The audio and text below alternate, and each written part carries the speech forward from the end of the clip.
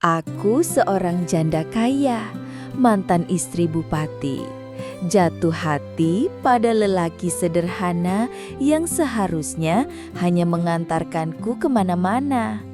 Tapi kini ia malah mengantarkanku pada perasaan yang berbahaya, sekaligus memabukkan. Aku tak pernah menyangka sopir pribadiku sendiri yang dulu hanya tukang sapu, perlahan jadi orang yang paling kucari setiap hari. Senyumnya polos, tapi tatapannya sering membuatku salah tingkah. Namaku Sekar Ayuning Tias, 47 tahun. Orang mengenalku sebagai janda, mantan bupati. Setelah perceraian, aku memilih tinggal sendiri di rumah warisan keluarga. Ini rumah dengan pilar-pilar tinggi dan taman yang luas. Mungkin bagi orang lain, hidupku terlihat sempurna. Tapi di balik semua itu, ada kesepian yang tak pernah benar-benar pergi.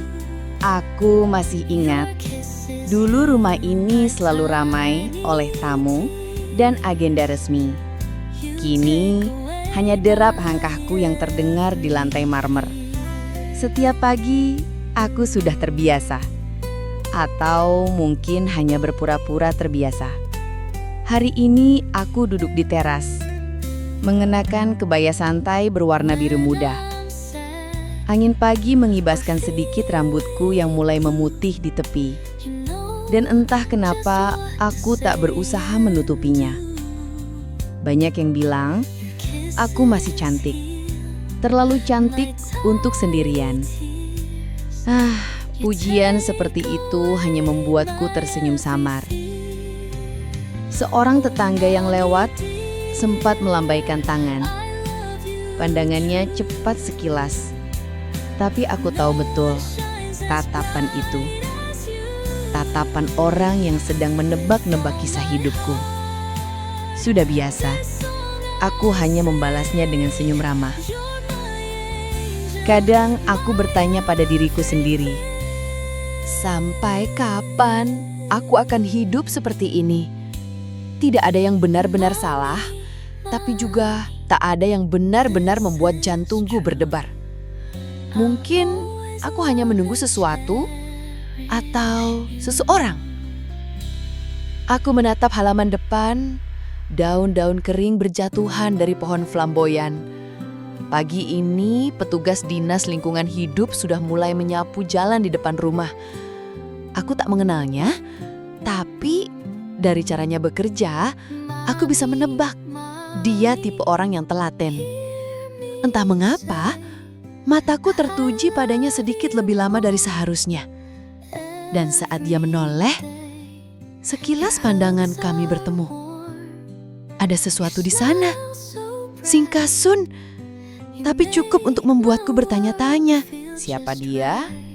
Dan kenapa tatapannya terasa berbeda?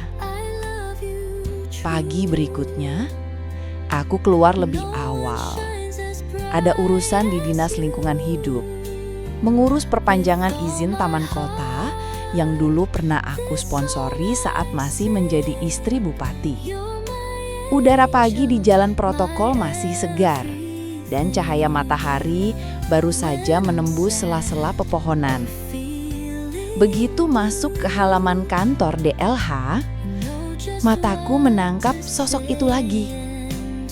Dia sedang menyapu area parkir. Gerakannya mantap, teratur, dan sama sekali tidak tergesa-gesa. Seolah setiap ayunan sapunya punya irama yang ia nikmati. Aku memperhatikannya sambil berjalan menuju ruang administrasi. Tapi sudut mataku terus saja mengawasi. Di antara para pegawai yang sibuk hilir mudik, dia terlihat berbeda. Bajunya sederhana, kemeja lengan panjang yang sudah memudar warnanya, tapi tetap rapi. Rambutnya hitam legam, sedikit acak-acakan, terkena angin. Yang membuatku lebih tertarik adalah ekspresi wajahnya. Tenang, tanpa senyum berlebihan, tapi memancarkan kesungguhan. Urusan administrasi selesai dalam waktu kurang dari setengah jam. Saat hendak keluar, aku melihatnya lagi.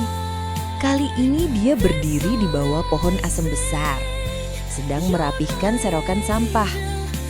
Dan entah bagaimana, ketika aku lewat di depannya, pandangan matanya kembali bertemu denganku. Bukan pandangan menunduk sopan seperti kebanyakan orang, tapi juga bukan tatapan lancang. Ada rasa hormat, sekaligus rasa ingin tahu. Aku sempat berhenti beberapa langkah darinya. "Mas," panggilku singkat. Dia menegakkan tubuhnya, menatap penuh perhatian. "Iya, Bu," jawabnya. Suaranya berat namun hangat. Aku bertanya namanya. Dia menjawab, "Bagas, Bu." Lalu menunduk sedikit, menunggu apa yang akan kukatakan berikutnya. "Mbak, Bu, Sekar, mau saya ambilkan kursi di pos?" Tanyanya tiba-tiba, mungkin melihatku berdiri agak lama. Aku tersenyum tipis. "Tidak perlu, Mas Bagas. Saya hanya memperhatikan kerja panjenengan. Rapi sekali." Dia tampak kikuk, tapi matanya tak bisa sepenuhnya menyembunyikan rasa bangga. Ada sesuatu yang aneh dalam hatiku saat kembali melangkah menuju mobil. Bagas bukan siapa-siapa dalam hidupku, hanya tukang sapu di halaman kantor ini. Tapi langkahnya yang tegap, tatapannya yang jujur, dan caranya merespons membuatku merasa diperhatikan. Sebelum masuk ke mobil, aku menoleh sekali lagi. Dia masih di bawah pohon itu, menyapu perlahan. Namun kali ini, aku yakin dia tahu aku sedang mengamatinya. Dan untuk alasan yang belum ku mengerti, aku tidak buru-buru memalingkan wajah. Di perjalanan pulang, aku menatap keluar jendela. Tapi, pikiran terus kembali ke tatapan mata Bagas. Rasanya seperti ada benang tipis yang mulai menghubungkan kami. Benang yang mungkin suatu hari akan menarikku lebih dekat padanya. 2 hari setelah pertemuan singkat itu, aku kembali teringat Bagas. Saat sedang duduk di ruang kerja rumah. Mobilku Doto supir pribadi.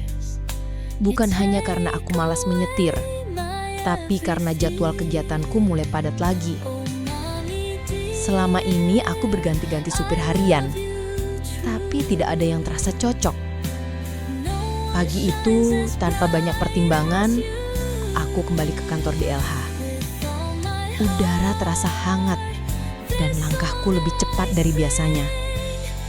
Begitu sampai di halaman, aku melihat Bagas sedang menyapu trotoar dengan punggung sedikit membungkuk.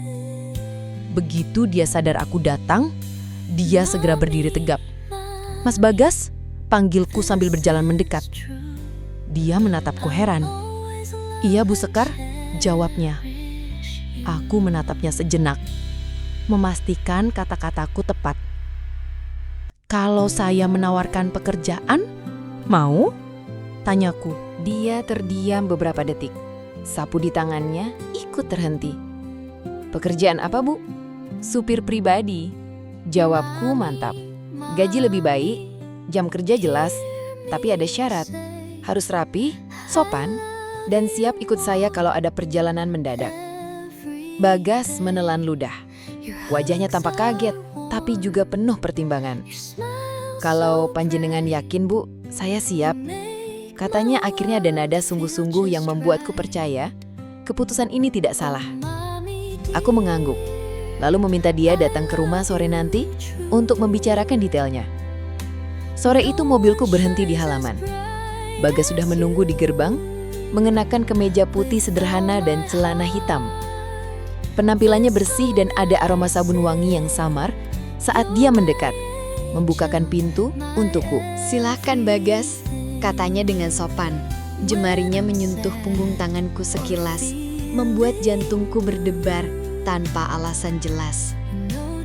Kami duduk di teras, membicarakan jadwal, rute, dan hal-hal praktis.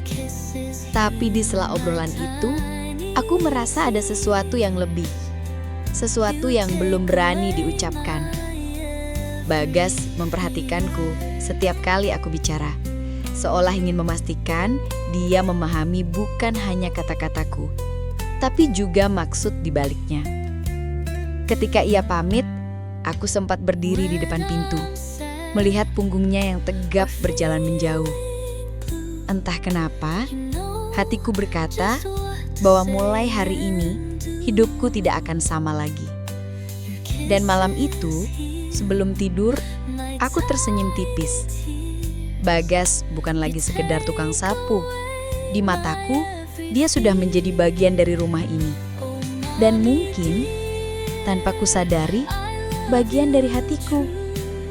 Pagi itu, sinar matahari baru saja menembus tirai ketika Bagas membunyikan klakson pelan di depan gerbang.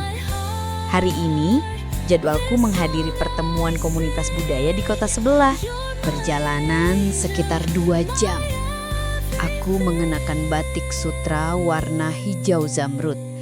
Rambut disanggul rapi dan sedikit parfum melati di leher. Begitu keluar rumah, aku melihat Bagas berdiri di samping mobil. Pintu sudah terbuka untukku. "Pagi, Bu," sapanya singkat, senyumnya tipis tapi tulus. Aku membalasnya sambil masuk ke dalam mobil, merasakan aroma interior yang kini bercampur dengan wangi sabun mandi dari tubuhnya. Di awal perjalanan, kami hanya bertukar kata seperlunya. Jalanan masih sepi, dan sinar matahari memantul di kaca depan. Aku menatap pemandangan di luar, tapi sesekali mataku menangkap profil wajah Bagas dari samping.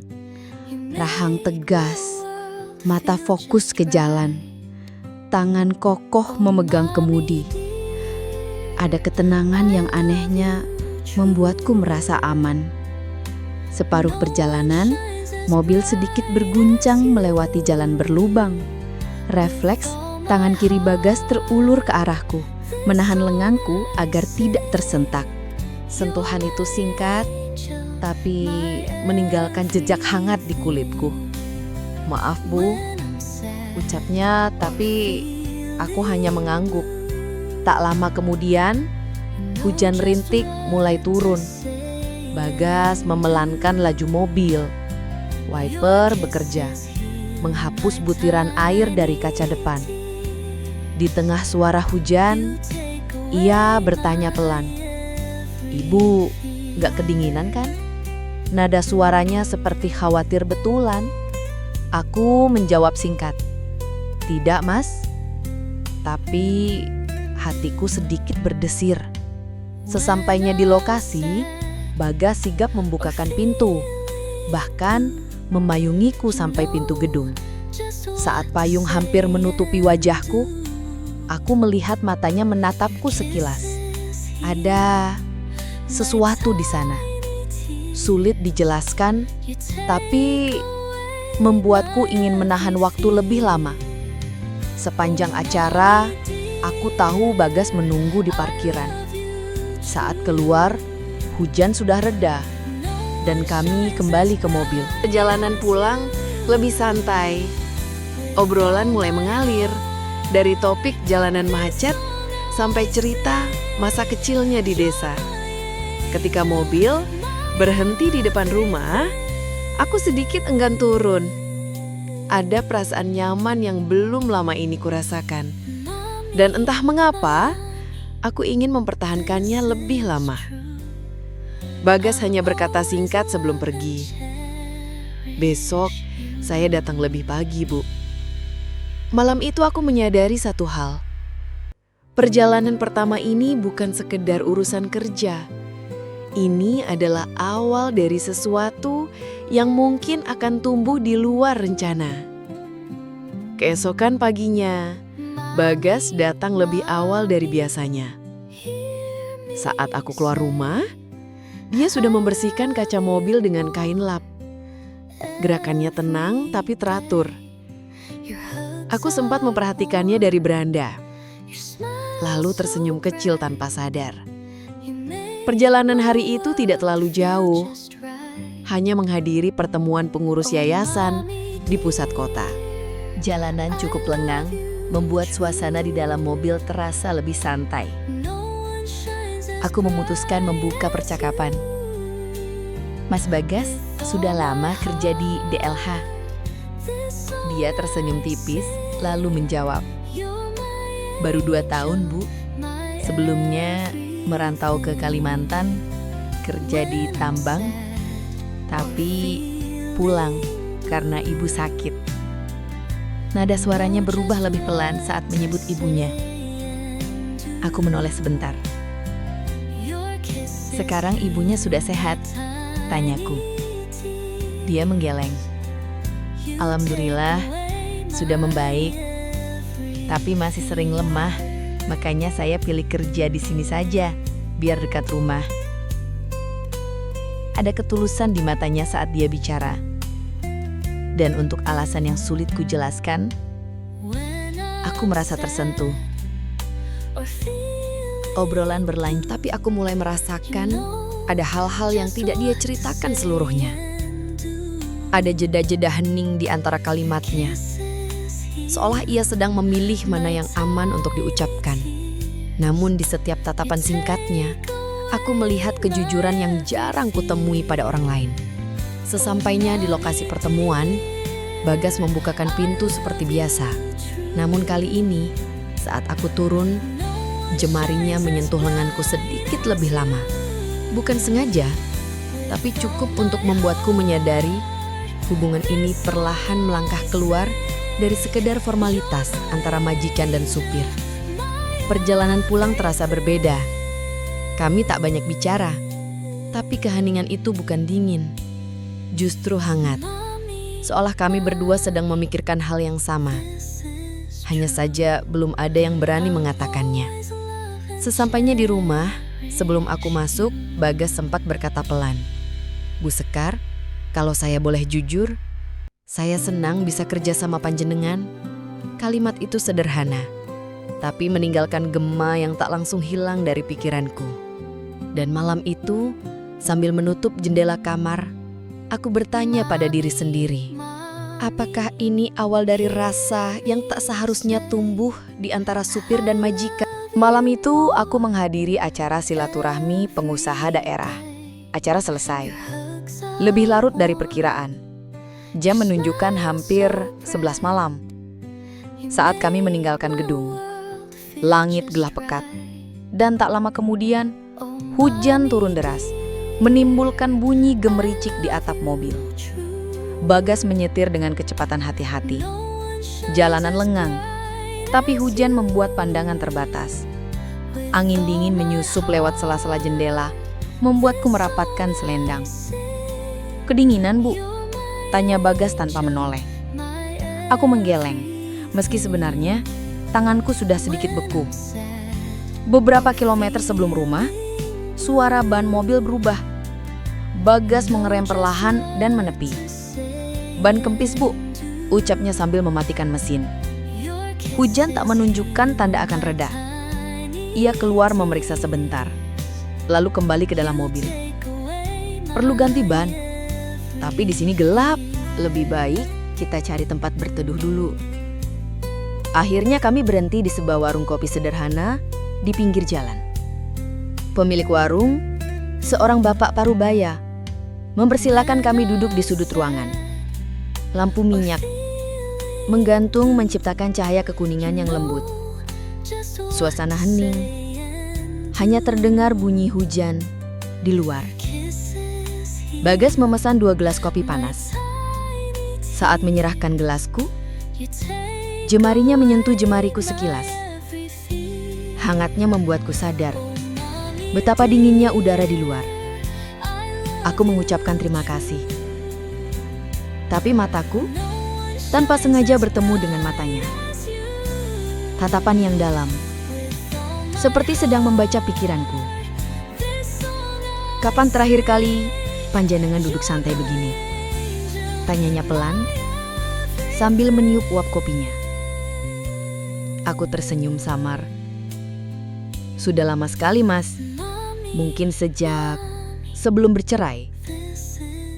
Dia mengangguk, tapi tatapannya tak lepas dariku.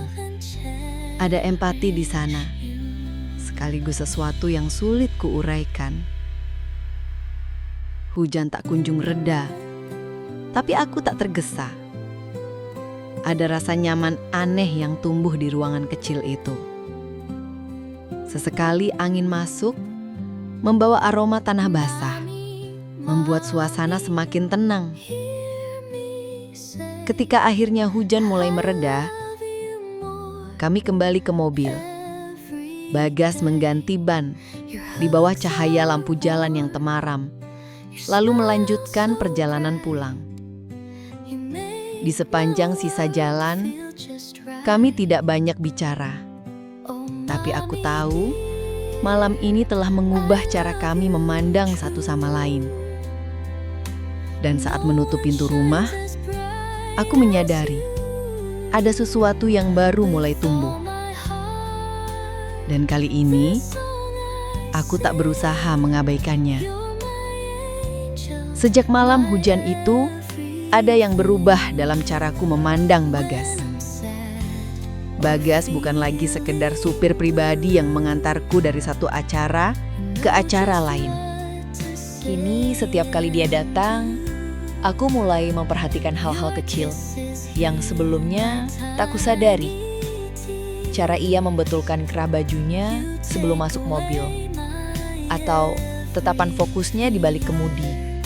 Pagi ini, kami akan ke acara seminar di universitas. Bagas sudah menunggu di halaman. Mobilnya berkilau bersih. Saat aku mendekat, ia membukakan pintu sambil berkata, "Pagi Mbak Skar."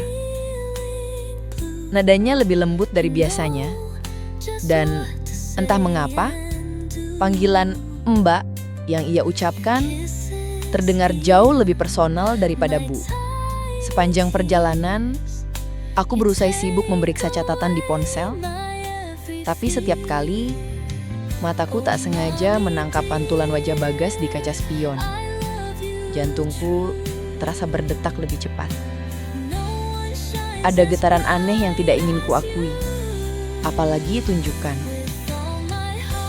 Kami sempat terjebak macet. Bagas membuka sedikit jendela, membiarkan udara pagi masuk angin, membawa aroma sabun yang sama seperti malam hujan itu. Aku meliriknya, dan kali ini dia balas menatap. Sekilas saja, tapi cukup untuk membuatku memalingkan wajah dengan cepat. "Ada yang salah, Mbak?" tanyanya pelan. Aku menggeleng, berpura-pura sibuk melihat keluar. Padahal dalam hati, aku sedang memarahi diri sendiri. Kenapa tatapan itu terasa seperti sesuatu yang berbahaya, tapi juga menyenangkan? Setelah acara selesai, kami mampir ke sebuah kafe kecil di tepi jalan. Bagas memesan minuman untukku tanpa bertanya. Persis seperti yang pernah aku pesan sebelumnya. "Saya ingat, Mbak suka teh melati," katanya sambil meletakkan cangkir di hadapanku. Ada sesuatu di nada suaranya. Akrab, hangat, tapi juga menyeratkan perhatian yang lebih dari seharusnya. Dalam perjalanan pulang, aku mencoba menenangkan pikiranku. "Ini cuma rasa kagum," kataku dalam hati. Tidak lebih. Tapi saat Bagas menoleh sejenak dan tersenyum tipis sebelum kembali fokus ke jalan, aku tahu penyangkal itu tidak akan bertahan lama. Sesampainya di rumah, aku berdiri di depan pintu, menatap mobil yang perlahan menjauh. Ada desir hangat yang tinggal di hatiku, dan aku mulai bertanya-tanya, apakah aku siap untuk merasakan ini lebih dalam? Hari Minggu siang, aku mengajak Bagas mengantarku ke acara ulang tahun keponakan di rumah. Kakakku awalnya menolak untuk ikut masuk, memilih menunggu di mobil. Tapi aku bilang, "Masuk saja, sekalian makan. Tidak enak kalau hanya duduk di luar." Dengan ragu, ia menurut. Suasana rumah ramai. Musik dangdut pelan terdengar dari sudut ruangan. Anak-anak berlarian sambil tertawa. Bagas berdiri di dekat pintu, mencoba tak menarik perhatian. Tapi aku tahu, beberapa mata keluarga sudah melirik ke arahnya. Lalu ke arahku. Aku sengaja mendekat untuk memastikan dia nyaman. "Mas, santai saja, anggap keluarga sendiri," bisikku sambil tersenyum. Dia membalas dengan anggukan canggung. Saat kami hendak duduk di kursi panjang, di teras, tiba-tiba terdengar suara krek pelan. Bagas menunduk dan wajahnya langsung berubah. Celana kain yang ia pakai melorot sedikit di bagian pinggang. Entah karena kancingnya lepas atau sabuknya longgar. Yang terlihat justru boxer bermotif bunga besar, warna-warni. Motif yang sama sekali tidak cocok dengan wajah seriusnya. Aku sempat tertegun setengah detik, lalu menahan tawa sekuat tenaga. "Mas, sabuknya," bisikku cepat, sambil menutupi mulut. Wajahnya memerah. Ia buru-buru menarik celananya, sambil menoleh kiri kanan, memastikan tidak ada yang melihat. Untungnya, kebanyakan orang sedang sibuk di dalam rumah. "Lupa pakai celana dalam olahraga, Bu. Ini celana rumah," gumamnya lirih sambil mengancingkan lagi. Ucapannya justru membuatku nyaris tertawa keras, tapi aku tahan. Hanya menggeleng pelan sambil berusaha terlihat serius. Sejak kejadian itu, setiap kali aku melirik Bagas sore itu, dia selalu memalingkan wajah dengan cepat. Namun aku bisa melihat senyum malu di sudut bibirnya. Anehnya, momen canggung itu malah membuatnya terasa lebih dekat. Saat kami pulang, suasana di mobil cukup hening. Sampai akhirnya aku berkata, "Mas, motif bunganya cantik." Bagas menatapku sekilas, lalu tertawa kecil sambil menggeleng. Dan untuk pertama kalinya, aku melihat tawanya yang benar-benar lepas.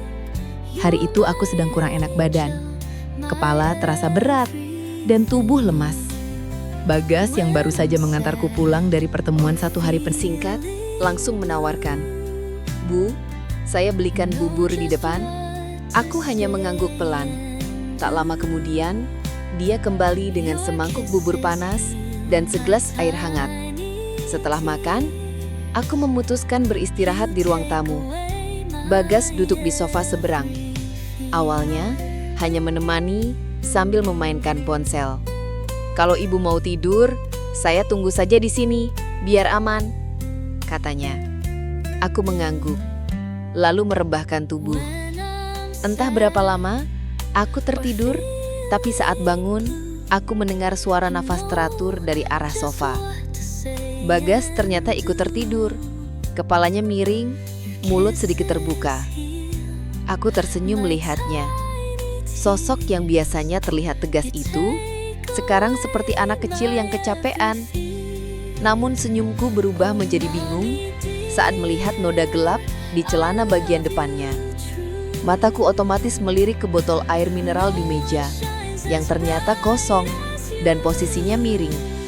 Sebagian airnya menetes ke celana Bagas. Tapi dari jarak ini, pemandangannya jelas mengundang pikiran yang salah. Aku berdiri mendekat, lalu menepuk bahunya pelan. "Mas, bangun." Dia mengerja, lalu duduk cepat.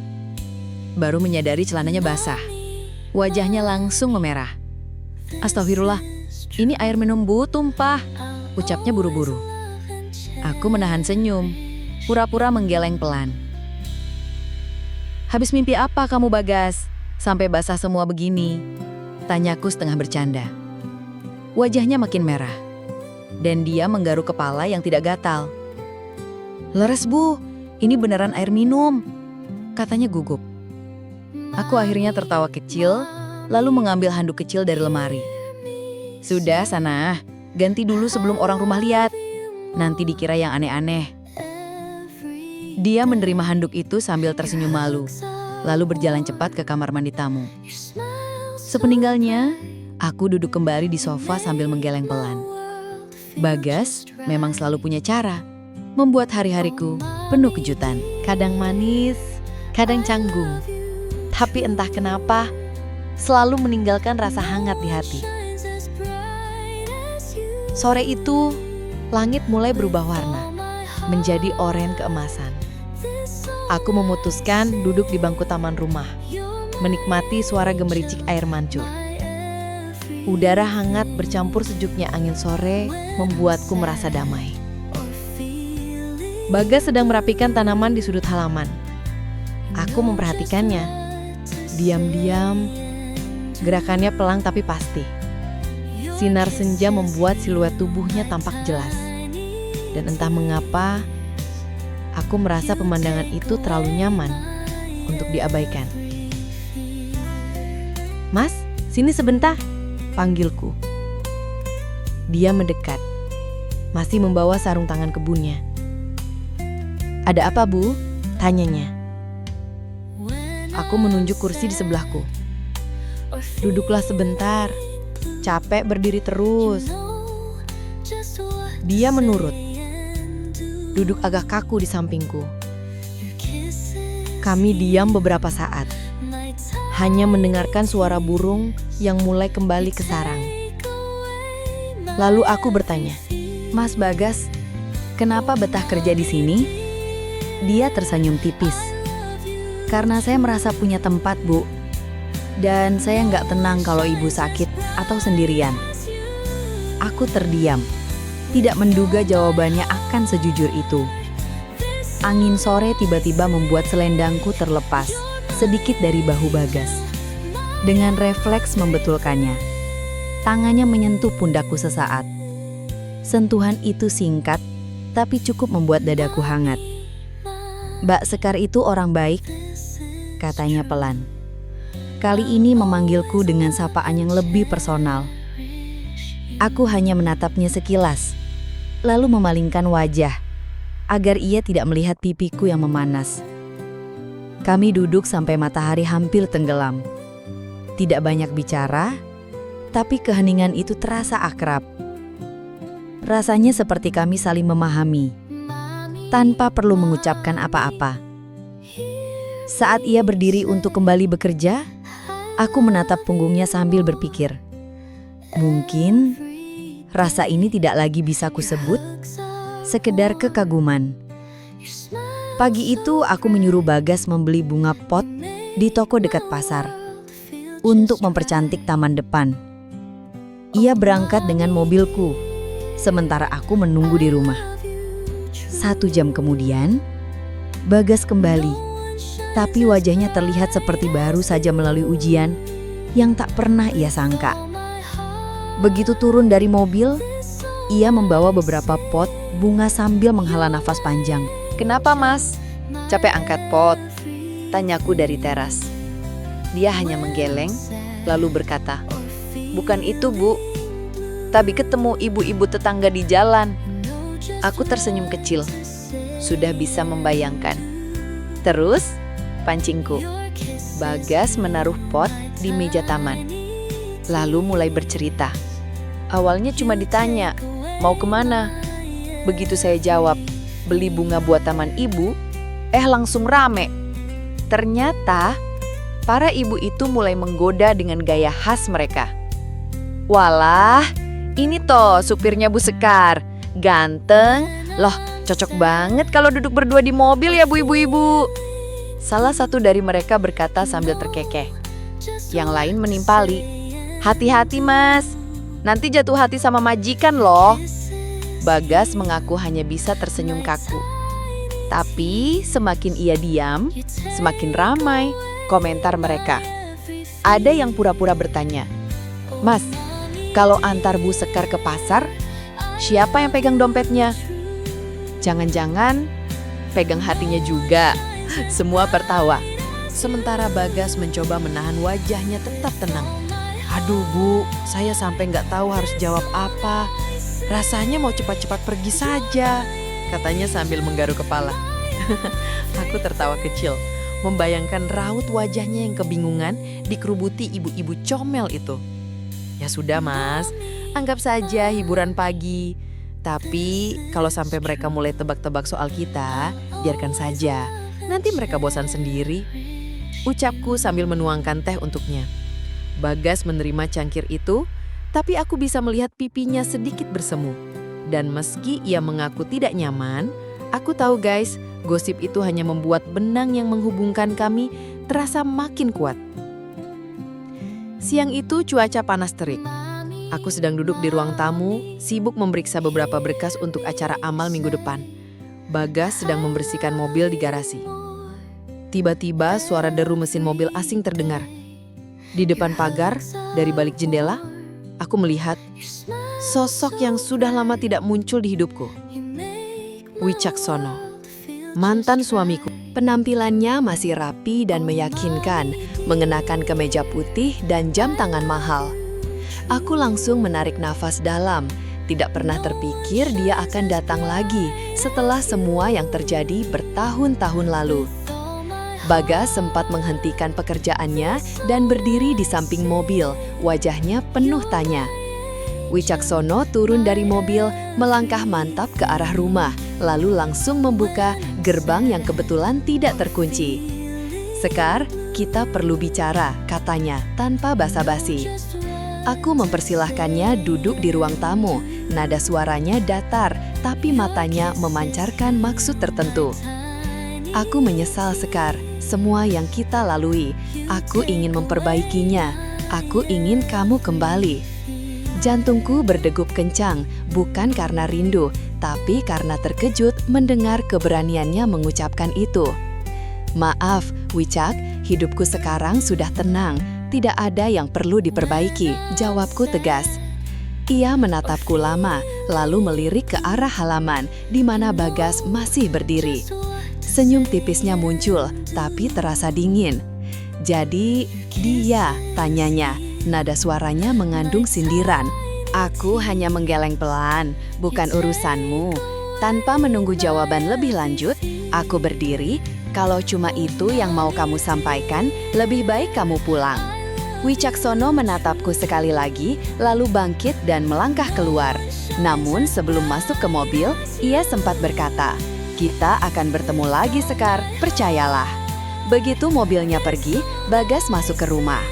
"Bu, itu tadi mantan suami ibu ya?" tanyanya hati-hati. Aku hanya mengangguk, mencoba menenangkan pikiranku yang berkecamuk. Dalam hati, aku tahu ini baru awal dari badai yang akan datang. Pagi itu, aku mengajak Bagas untuk melihat kebun lama milikku di pinggiran desa. Kebun itu warisan dari orang tuaku, tapi sudah bertahun-tahun tidak terurus. Rumput liar setinggi pinggang, beberapa pohon buah tumbuh tanpa arah, dan pagar bambu di sisi timur sudah mulai roboh. Kami berjalan menyusuri jalan tanah yang dipenuhi dedaunan kering. Burung-burung kecil berterbangan ketika kami melangkah masuk. "Wah, Bu, ini kalau dibersihkan bisa bagus sekali," komentar Bagas sambil menyingkirkan ranting dengan kaki. Aku mengangguk pelan.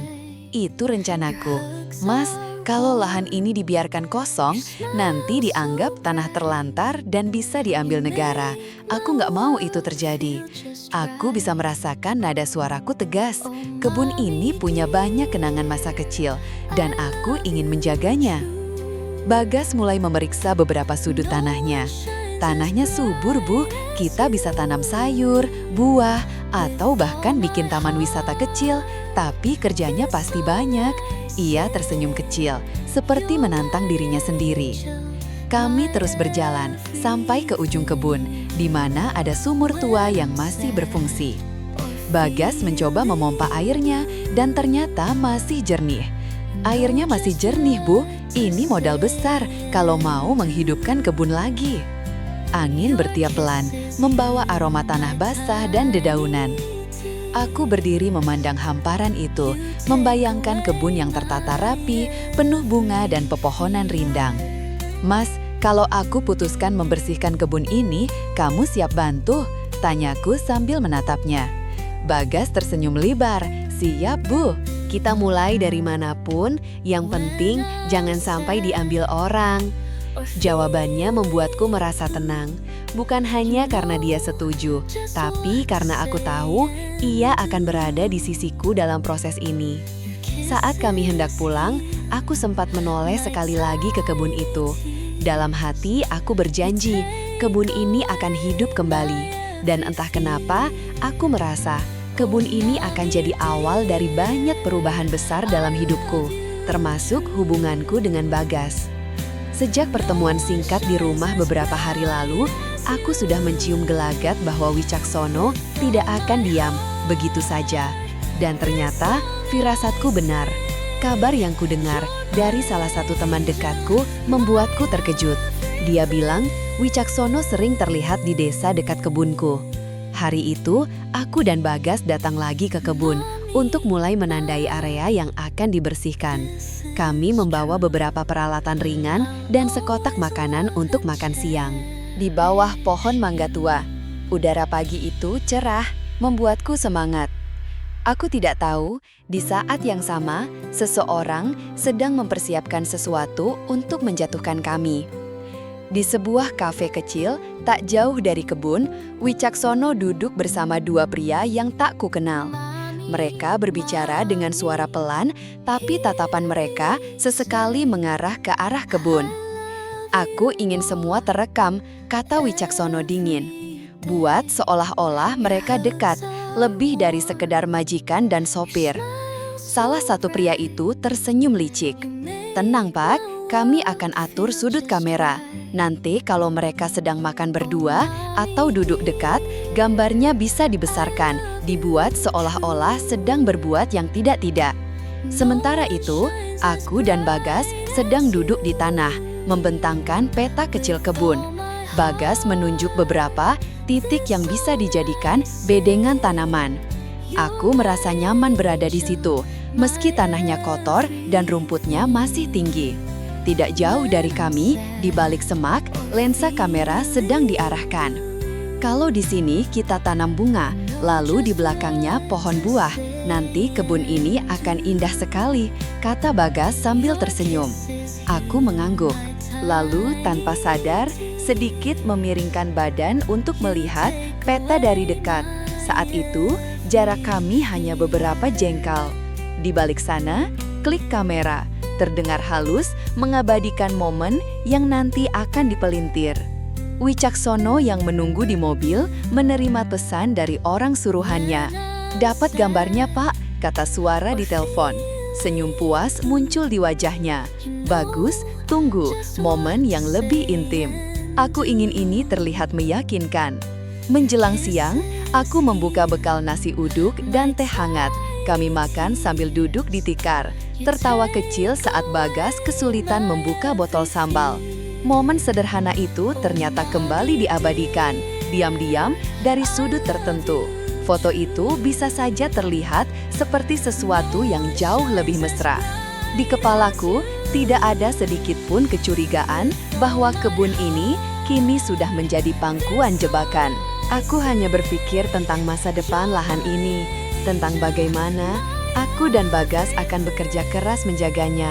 Tapi di sisi lain, Wicaksono sedang menyusun narasi yang akan menjadi senjata untuk menghancurkan citraku.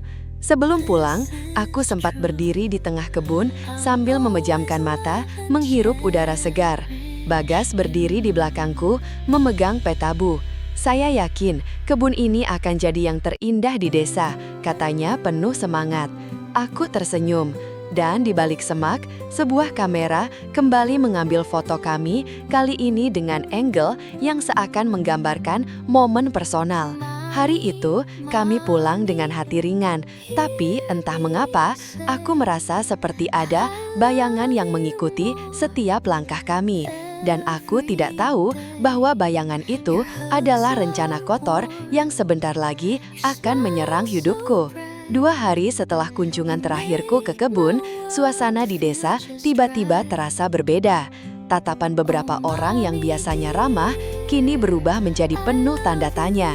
Ada yang berbisik-bisik saat aku lewat, ada pula yang pura-pura sibuk saat aku menyapa. Perasaan aneh mulai menggelayuti hatiku. Pagi itu, saat aku sedang menata bunga di teras rumah, Bu Marni, tetangga yang terkenal cerewet, datang tergopoh-gopoh. Bu Sekar, aduh saya nggak enak ngomongnya, tapi ibu udah lihat berita di grup RT? Tanyanya dengan suara setengah berbisik. Aku menggeleng. Berita apa Bu? Tanyaku sambil mencoba tersenyum. Bu Marni lalu mengeluarkan ponselnya, membuka sebuah foto. Mataku membelalak. Itu adalah foto aku dan Bagas di kebun sedang duduk dekat dan tertawa. Tapi angle-nya dibuat seolah kami berpegangan tangan dan saling menatap penuh makna.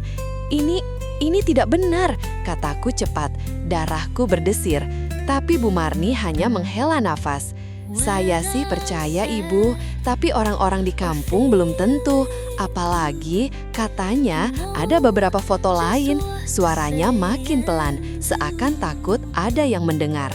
Siang itu Bagas datang ke rumah dengan wajah muram. Bu, saya juga dengar kabar ini dari Pak RT. Katanya foto-foto kita beredar di grup WhatsApp. Ada yang bilang kita, melakukan hal yang gak pantas di kebun. Ia menatapku, matanya campuran antara marah dan bingung. Aku duduk di kursi, memijit pelipis. Ini jelas fitnah, Mas. Tapi siapa yang mau repot-repot melakukan ini? Namun di hatiku, aku tahu jawabannya. Hanya satu, Wicaksono. Dia satu-satunya yang punya alasan untuk menjatuhkanku. Kabar itu menyebar cepat di pasar. Beberapa ibu-ibu terlihat memandangku dengan senyum sinis. Ada yang pura-pura menyapa, tapi kemudian tertawa kecil di belakangku. Rasanya seperti semua mata memperhatikanku, menunggu aku jatuh. Sore harinya, aku menerima pesan dari nomor tak dikenal. Kalau tidak mau kebunmu hilang dan nama baikmu hancur, temui aku di kafe dekat alun-alun besok 10. Tidak ada nama pengirim. Tapi aku mengenali gaya ancaman itu. Aku menunjukkan pesan itu pada Bagas. Dia langsung berdiri. Bu, saya ikut. Kita harus tahu apa maunya orang ini. Dan kalau benar dia yang menyebar fitnah, kita harus punya bukti. Tatapannya tajam, berbeda dari biasanya. Malam itu, aku hampir tidak bisa tidur. Kepalaku penuh pertanyaan. Apakah aku harus menghadapi Wicaksono secara langsung? Apakah ini hanya awal dari rencana yang lebih besar? Satu hal yang jelas, aku tidak akan membiarkan kebun warisan keluargaku menjadi alat untuk menjatuhkanku. Pagi itu, aku dan Bagas berangkat ke kafe dekat alun-alun, sesuai pesan misterius yang keterima semalam. Udara masih agak dingin, tapi hatiku panas oleh rasa penasaran dan amarah. Bagas menyetir dengan wajah serius, matanya menatap lurus ke jalan. Saat tiba di kafe, aku melihat Wicaksono sudah duduk di sudut, mengenakan kemeja biru rapi seperti biasa. Di depannya ada secangkir kopi yang belum disentuh. Dia tersenyum, tipis begitu melihatku. Senyum yang sejak dulu selalu terasa penuh perhitungan. Akhirnya datang juga, katanya dingin. Aku duduk berhadapan, sementara Bagas berdiri sedikit di belakangku, seperti penjaga yang siap bertindak. Langsung saja, apa maumu, tanyaku? Wicaksono mengeluarkan sebuah tablet dari tasnya, menyalakan layar, dan menunjukkan deretan foto-foto yang sebelumnya kulihat. Lihat ini, Sekar. Satu kata dariku, semua orang akan percaya. Kalian punya hubungan terlarang, kebunmu lupakan, nama baikmu hancur. Aku menatapnya tajam. Semua ini fitnah, Wicak, dan kamu tahu itu. Dia hanya terkekeh. Yang penting bukan kebenaran, Sekar. Yang penting apa yang orang percaya. Namun sebelum aku sempat membalas, wajah Wicaksono tiba-tiba berubah tegang. Tangannya yang memegang tablet bergetar, lalu jatuh ke meja. Matanya membelalak, dan tubuhnya condong ke depan. Wicak, kamu kenapa? Tanyaku spontan, refleks berdiri. Bagas langsung maju, tapi Wicaksono tidak menjawab. Dia hanya mengerang pelan, lalu salah satu sisi wajahnya tampak menurun. Tangannya kaku, bibirnya sulit digerakkan. Bagas menatapku panik, Bu. Ini gejala stroke ringan, kita harus cepat, tanpa pikir panjang. Bagas memanggil pelayan untuk menelpon ambulans. Aku membantu, memiringkan tubuh Wicaksono agar lebih nyaman. Meski hatiku berkecamuk, ini orang yang baru saja mengancamku, tapi naluri manusia membuatku tak tega melihatnya seperti ini. Beberapa pengunjung kafe mulai berkerumun, sebagian berbisik-bisik. Aku sadar, meski ini terlihat seperti karma instan, situasinya terlalu serius untuk dibawa main. Dalam beberapa menit, petugas medis datang dan membawa Wicaksono ke rumah sakit. Sebelum dibawa, matanya sempat menatapku. Entah itu tatapan penyesalan atau justru kebencian yang belum padam. Tapi satu hal yang jelas, rencananya untuk menjatuhkanku hari ini gagal total. Dan mungkin ini baru awal dari perubahan besar yang akan terjadi. Keesokan harinya, berita tentang Wicaksono yang terkena stroke ringan sudah menyebar di seluruh desa. Anehnya, kabar itu lebih cepat beredar daripada fitnah foto yang ia sebarkan. Beberapa tetangga mulai melunak saat berpapasan denganku. Bahkan ada yang datang sekedar menanyakan kabar. Meski begitu, aku tahu luka akibat fitnah kemarin belum sepenuhnya hilang. Foto-foto itu masih ada di luar sana dan bisa saja muncul lagi kapan saja. Bagas duduk di ruang tamu menatap ponselnya dengan serius. Bu, saya sudah cari info. Kalau kita bisa buktikan foto itu hasil editan atau diambil tanpa izin, kita bisa laporkan. Aku menghela nafas. Masalahnya Wicak sekarang sedang sakit. Kalau kita dorong ini terlalu keras, orang bisa menganggap kita menyerang orang yang sedang lemah. Bagas mengangguk pelan. Meski aku bisa melihat, ia masih geram. Sore itu, aku memutuskan mengunjungi kebun sendirian. Aku berdiri di tengah tanah yang sebagian sudah dibersihkan, membayangkan rencana yang pernah kubicarakan dengan Bagas, kebun bunga, pohon buah, dan tempat duduk sederhana untuk warga desa. Mungkin ini saatnya aku memfokuskan energi ke sini, bukan ke konflik. Namun aku sadar, kebun ini juga kunci dalam permainan Wicaksono. Jika aku bisa mengelola dan memfungsikannya secepat mungkin, maka alasan pemerintah atau siapapun untuk mengambilnya akan hilang. Aku mulai menyusun daftar kebutuhan, pekerja, bibit, peralatan, dan biaya. Bagas datang sore menjelang malam membawa termos teh hangat. Bu, saya sudah hubungi Pak Seno. Dia punya tim yang bisa membantu bersihkan kebun dalam waktu seminggu. Kalau Ibu setuju, kita bisa mulai besok. Matanya berbinar seperti biasanya, semangat yang membuatku ikut percaya diri. Kami duduk di bawah pohon mangga tua, menyesak teh sambil membicarakan detail. Angin sore bertiup pelan, seakan menghapus sedikit demi sedikit rasa penat yang mengendap sejak kemarin. Mas, apapun yang terjadi, kita harus jaga nama baik. Jangan sampai orang punya alasan untuk percaya fitnah itu, kataku Bagas mengangguk mantap. Malamnya di rumah, aku menerima pesan dari nomor tak dikenal. Aku tahu siapa yang memotret kalian di kebun, tapi ada harga untuk informasi ini. Aku terdiam, menatap layar ponsel. Rasanya, walau Wicaksono terbaring di rumah sakit, permainan ini belum selesai. Bahkan mungkin baru akan memanas kembali. Malam itu, aku duduk di ruang kerja sambil memandangi layar ponsel. Pesan dari nomor tak dikenal itu masih terpampang jelas. Aku tahu siapa yang memotret kalian di kebun, tapi ada harga untuk informasi ini. Kata-kata itu seperti pancingan yang sengaja dilempar ke tengah pikiranku. Bagas mengetuk pintu, lalu masuk sambil membawa 2 cangkir kopi. Masih mikirin pesan itu? Tanyanya pelan. Aku hanya mengangguk. Kalau ini jebakan, kita bisa rugi 2 kali. Tapi kalau benar, kita bisa selamatkan nama baik kita, jawabku. Dia duduk di kursi seberang, menatapku lama. Bu, kalau ini masalah uang, saya bisa bantu. Tapi saya nggak mau ibu ketemu orang itu sendirian.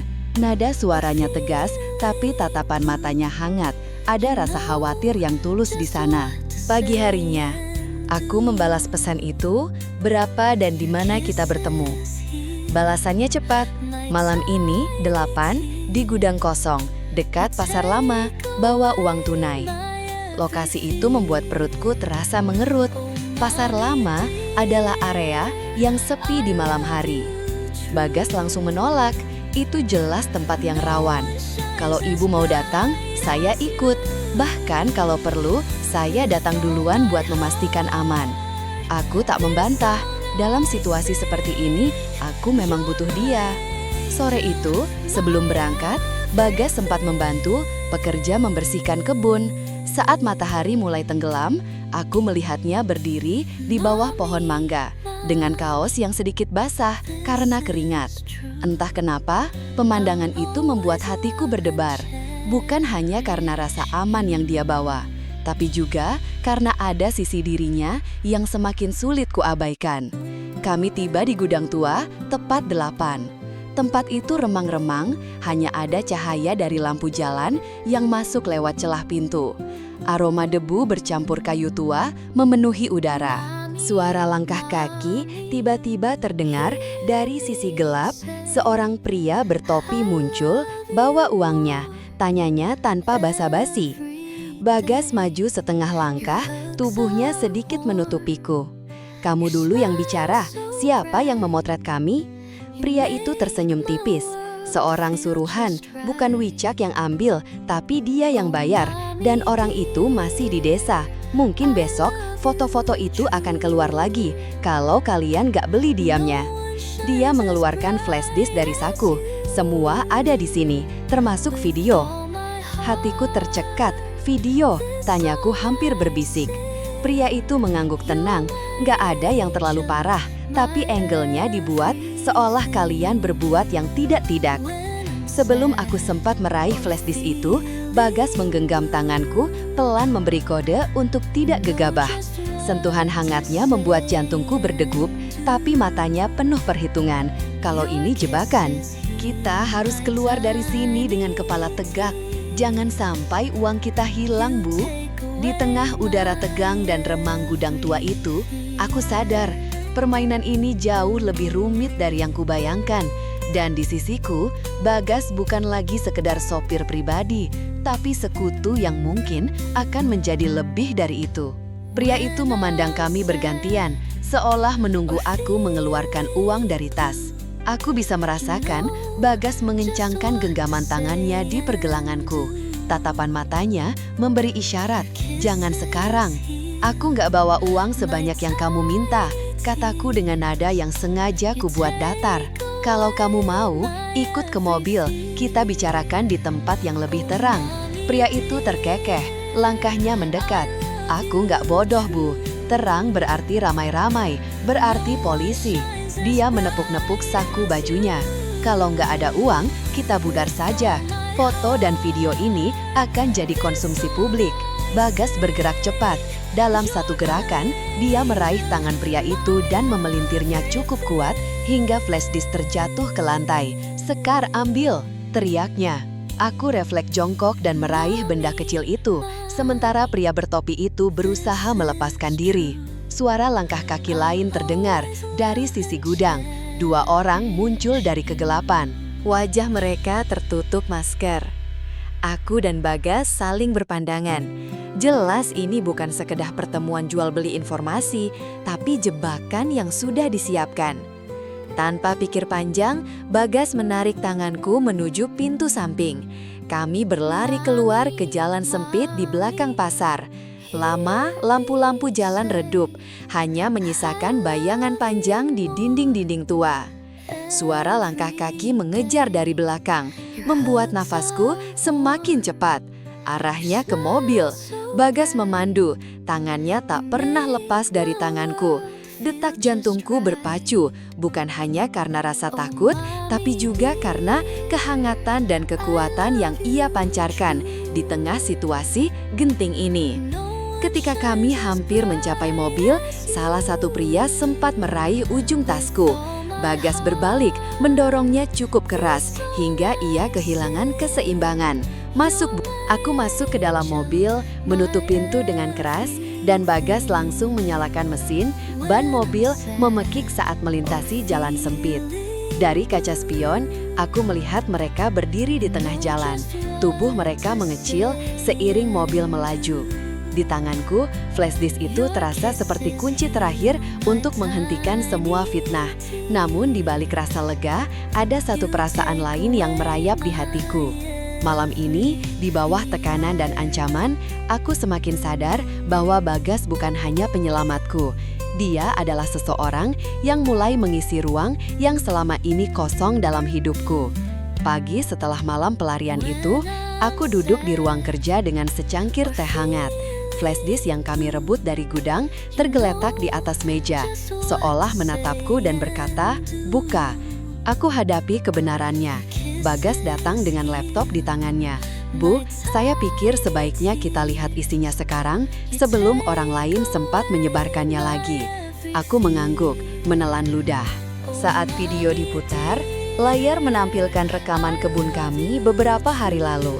Benar seperti kata pria bertopi itu, angle kamera diatur sedemikian rupa hingga seolah aku dan Bagas sedang melakukan hal yang tidak pantas. Tapi setelah memperhatikan, jelas terlihat potongan-potongan yang disatukan secara kasar. "Ada tanda airnya," ujar Bagas menunjuk sudut video.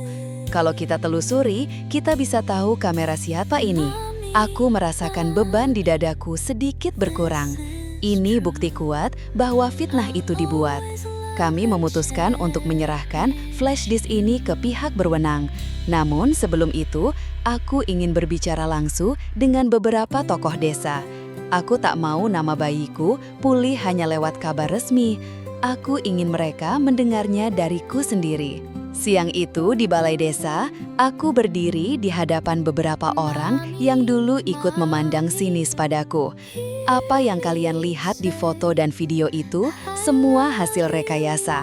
Malam ini, saya punya buktinya. Tapi yang lebih penting, saya ingin kalian tahu, saya tidak pernah melakukan hal memalukan seperti yang diberitakan. Suasana hening sejenak sebelum beberapa orang mulai berbisik. Salah satu ibu-ibu yang terkenal cerewet bahkan mengangguk pelan, lalu menatapku dengan raut menyesal. "Maaf Bu Sekar, kami salah menilai." Malamnya, Bagas dan aku duduk di kebun yang kini sebagian sudah rapi. Lampu-lampu kecil yang dipasang pekerja memantulkan cahaya hangat di antara pohon-pohon. Angin malam membawa aroma tanah dan bunga liar. "Kalau kebun ini jadi, Ibu, mau buat apa dulu?" tanya Bagas sambil menyeruput kopi. Aku tersenyum. "Pertama, taman bunga, lalu area duduk untuk warga. Aku ingin tempat ini jadi titik kumpul yang damai." Bagas mengangguk, menatapku lebih lama dari biasanya. "Bu, saya tahu, posisi saya hanya sopir pribadi, tapi setelah semua yang kita lewati, saya nggak bisa pura-pura nggak punya rasa." Kata-katanya membuatku terdiam. Hatiku berdegup, tapi aku memilih menjawab dengan nada tenang, "Mas. Rasa itu nggak harus diucapkan buru-buru. Kadang cukup dibuktikan lewat tindakan, dan aku tahu Bagas sudah membuktikannya berkali-kali." Beberapa minggu kemudian, kebun itu resmi dibuka. Warga datang membawa anak-anak, mereka duduk di bangku-bangku, baru tertawa di bawah pohon. Tidak ada lagi bisik-bisik sinis, hanya senyum dan sapa hangat. Aku berdiri di tepi kebun, memandang semua itu dengan lega. Di sisiku, Bagas berdiri dengan tangan di satu. Senyum tipisnya membuat sore itu terasa lebih hangat. "Bu, janji ya, kalau ada masalah lagi, kita hadapi sama-sama," katanya pelan. Aku menoleh menatapnya. "Janji," jawabku. Dan untuk pertama kalinya, aku merasa masa depan yang selama ini terasa kabur, kini mulai terlihat jelas. Matahari tenggelam di balik pohon mangga tua, meninggalkan siluet yang indah. Dan di tengah aroma tanah basah dan suara tawa warga, aku tahu ini bukan hanya akhir dari sebuah masalah, tapi awal dari kisah baru yang mungkin akan lebih indah. 3 bulan telah berlalu sejak hari peresmian kebun itu. Musim hujan mulai datang, membuat tanah semakin subur dan bunga-bunga tumbuh lebih cepat dari perkiraanku. Setiap pagi, aroma wangi tanah basah menyambutku saat aku keluar rumah. Bagas kini bukan lagi sekedar sopir pribadi. Ia membantu mengelola kebun, memimpin pekerja, bahkan punya ide kreatif untuk membuat area kecil yang disebutnya sudut kenangan. Sebuah tempat duduk di bawah pohon mangga tua, tempat kami sering minum teh sore. Hubungan kami berkembang perlahan tanpa label yang jelas. Tapi setiap tatapan, setiap tawa, kecil dan cara Bagas melindungiku, semua itu cukup menjelaskan segalanya. Kami tidak terburu-buru. Suatu sore aku duduk di bangku kayu sambil memandangi anak-anak yang berlarian di kebun. Seorang ibu mendekat sambil membawa 2 gelas es dawet. "Bu Sekar, ini untuk Ibu dan Mas Bagas," katanya sambil tersenyum. Tak ada lagi nada sinis dalam suaranya. Saat aku menyerahkan 1 gelas pada Bagas, ia berkata pelan, "Bu, saya senang. Kita melewati semua ini bukan untuk menang melawan orang, tapi untuk membangun sesuatu yang baik." Aku hanya mengangguk, merasa kata-katanya benar sekali. Namun aku tahu, hidup tak selalu mulus. Sesekali kabar miring masih muncul, meski tak sekeras dulu. Bedanya, kini aku tidak sendirian menghadapi semuanya. Di tengah kesibukan kebun, aku mulai menulis, bukan sekedar catatan harian, tapi kisah perjalanan ini. Dari awal aku mempekerjakan Bagas, badai fitnah, sampai kebun ini berdiri. Bagas selalu tersenyum setiap kali melihatku mengetik di teras. Suatu malam, saat hujan turun deras, listrik padam, kami duduk di teras dengan cahaya lilin. "Bu, kalau buku itu jadi, saya mau jadi orang pertama yang membacanya," kata Bagas. Aku tertawa kecil. "Mas, justru Mas yang paling tahu ceritanya." Ia memandangku lama, lalu berkata, "Saya tahu, tapi saya ingin membacanya dari sudut pandang Ibu, supaya saya tahu selama ini Ibu melihat saya seperti apa," kata-katanya. Membuat dadaku hangat. Musim hujan membawa tantangan baru di kebun. Beberapa tanaman perlu perlindungan tambahan. Bagas mengatur pekerja, sementara aku fokus pada bibit bunga baru. Kerjasama kami semakin solid, seperti 2 potongan puzzle yang akhirnya cocok pada akhir bulan. Kami mengadakan acara kecil di kebun, pasar bunga mingguan. Warga datang tak hanya untuk membeli bunga, tapi juga untuk sekedar duduk, menikmati musik akustik, dan berbagi cerita.